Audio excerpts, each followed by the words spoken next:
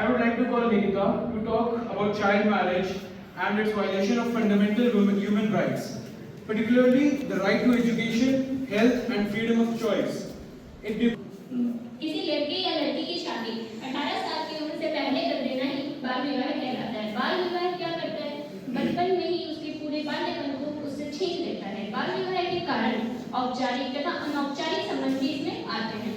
अब हम देखते हैं बाल विवाह के कारण कौन कौन से हो सकते हैं। बाल विवाह का जो प्रमुख कारण है हमारे भारत देश में वो है गरीबी, क्योंकि जब गरीबी होती है तो माता पिता बच्चे की शादी करके अपने वित्तीय बोझ को कम कर देते हैं। दूसरा मुख्य कारण है शिक्षा की कमी, क्योंकि जो माता पिता को पता ही नहीं होता कि शिक्षा देके बेटी क्या क्या सपने पूरे कर सकती है, तो वो ऐसा करते हैं।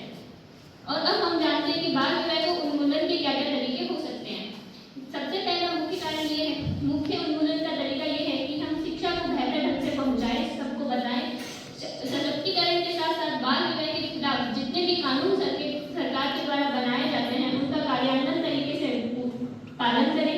इस सामाजिक कुप्रथा को रोकने के लिए हमारे भारत देश में सरकारी व गैर सरकारी संगठन कई कार्य कर रहे हैं, पर एक विद्यार्थी होने के नाते हमारा ये दायित्व है कि हम हमारे अंदर एक ऐसी क्षमता का निर्माण करें जिससे हम जितने भी भारत के अंदर कुप्रथा चलती आ रही है, जैसे बाल विवाह, दहेज प्रथा, इन सबको तोड़ें।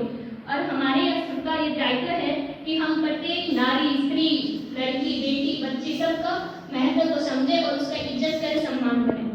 और इसी के साथ मैं अपने भाषण को समाप्त करूंगी पंक्तियों के साथ। एक छोटी सी मैं लड़की हूँ, सवाल लेकर आई हूँ। एक छोटी सी मैं लड़की हूँ,